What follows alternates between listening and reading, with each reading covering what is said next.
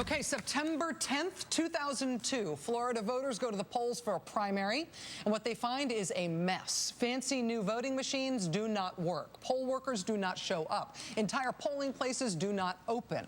Because voting that day is unexpectedly hard, the lines are surprisingly long. Florida's governor at the time is Republican Jeb Bush. He orders the polls to stay open for 2 extra hours to help everybody who wants to vote, vote. That was 2002.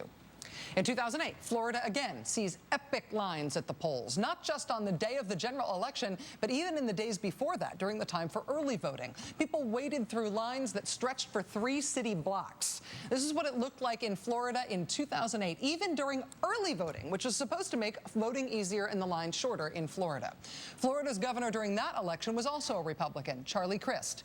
And in the face of those lines, he declared a state of emergency at the polls. Republican Governor Charlie Crist ordered the polls to stay open longer so people could vote. He said, quote, "I have a responsibility to the voters of our state to ensure that the maximum number of citizens can participate in the electoral process and that every person can exercise the right to vote." The Obama campaign thanked the Republican governor when he did that, and then, with a significant boost from early voting, Democrat Barack Obama won the state of Florida, and he won the presidency. Oops. Last year, Florida's new Republican governor, Governor Rick Scott, decided he was not going to make that mistake again. Rather than expand opportunities for voting the way Florida's 2 previous Republican governors had done, the new one, Republican Governor Rick Scott, decided he would cut the days for early voting almost in half in order to make voting harder. Look, at least that's how it worked. Ta-da! Long lines for early voting in polling places across Florida. Except this year, it's long lines with no relief in sight. We've been getting pictures like this from voters who live in Florida ever since early voting started in the state. This is how democracy works in Florida this year. Look at this. Get in line. Wait and wait. Wait an hour. Wait 4 hours. Wait 5 hours. More. Yesterday, Florida Democrats and the nonpartisan group, the League of Women Voters, asked Republican Governor Rick Scott to do something about the long lines. They asked him to add a day of voting, to open the polls on the last Sunday before the election, when many African Americans usually plan to carpool to go vote after church. Governor Scott said no. Florida's governor said, quote, "Early voting will end on Saturday night, but I want everybody to get out to vote." Mr. Scott wants everybody to get out and vote. Just get in line. 3, 4, 5 hours. Let's see how long we can make you wait. Let's see if you actually end up voting. Get in that line going out the door, around the block. Governor Scott is looking at 5-hour waits for his constituents already, for the people he was elected to serve. 5-hour waits, and he has no sign of any desire to fix it. Listen, the more opportunity people have to vote, the more likely they are to vote. High turnout favors Democrats. Low turnout favors Republicans. This is not rocket science. To the extent that voting in Florida this year is a debacle, it is a man-made debacle. It is a debacle by design. In some towns, the ballot this year in Florida is 10 pages long, and filling it out takes longer, and with fewer days to vote, well, yeah, magic. You get really long lines.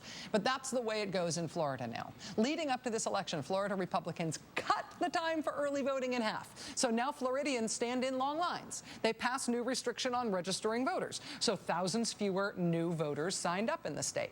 And Governor Scott has continued trying to purge the voter rolls in Florida, challenging voter registrations into the final weeks before the vote. In South Florida and Palm Beach County, 30,000 absentee ballots were printed wrong. Clerks have been copying what the voters marked onto new ballots that can fit into the tabulating machines. Dozens more voters asked for absentee ballots and still haven't gotten them, days before the election, because Palm Beach screwed up the barcodes that tell the post offices where to deliver them. The situation might be worse in nearby Broward County, the Democratic stronghold, where voters have waited weeks for absentee ballots to arrive in the mail, and 300 ballots got returned to the county as undeliverable. You could say that Florida's election is another debacle in the making, were it not already a debacle right now, and it is. Joining us now is Joy Reid. She's managing editor of thegrio.com and an MSNBC contributor who's been reporting on the unfolding election mess in Florida. Joy, thanks for being here tonight. It's nice to have you here. Great to be here, Rachel. And yes, Florida. Florida will not be moved aside by Ohio. As important and crazy. Well, we believe in the power of Florida here because Florida has demonstrated its power in these things. In terms of what I just summarized there, does that all strike you in terms of your latest reporting as what's most important to keep an eye on right now in Florida? And what is your latest reporting on the missing absentee ballots and some of these other issues? Yeah, absolutely, Rachel. So in the last couple of hours, I made a couple of phone calls down into South Florida and discovered that everything you said is absolutely accurate, with one exception. There's actually one more county. Apparently, Miami-Dade County is also having issues with people who requested absentee ballots. And, you know, keep in mind, some of these people requested that ballot a month ago. They requested it at the beginning of October, still haven't gotten them. And if an absentee ballot is not turned in by 7 p.m. on Election Day, on Tuesday, and that doesn't mean postmarked that day, that means in the office, in the hands of elections workers on that day, it won't count. And then the next wrinkle here, Rachel, is that people who ordered their absentee ballots but then decide to just show up at a poll and try to vote will be made to vote on provisional ballots, because there's no way for the election workers to verify that that person didn't mail in an absentee ballot. And Florida does not exactly have a strong record of counting provisional ballots. Why does the government of Florida not do more to make voting easier? I mean, we saw Rick Scott take action here even more aggressively than other Republican legislatures and governors did. He did this essentially on his own. He ordered that early voting be cut. Has there been any argument for what they have done that is respectful of voting rights?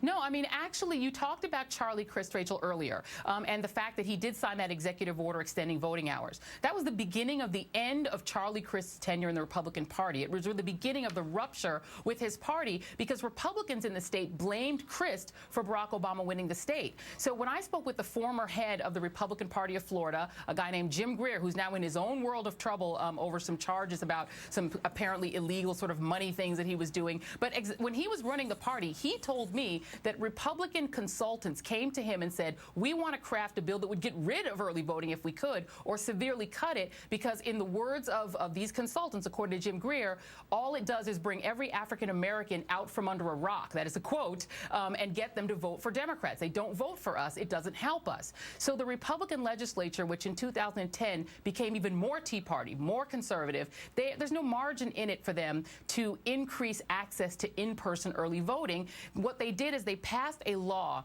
that didn't touch absentee voting, which Republicans tend to dominate in, but which severely limited the early vote period. So just to give you some numbers, you're talking about there are 96 hours this year total to vote. There were 120 hours in 2008. And already in the state, 3.46 million people have voted. And when you looked at those numbers, that's almost as many votes as Barack Obama got by himself.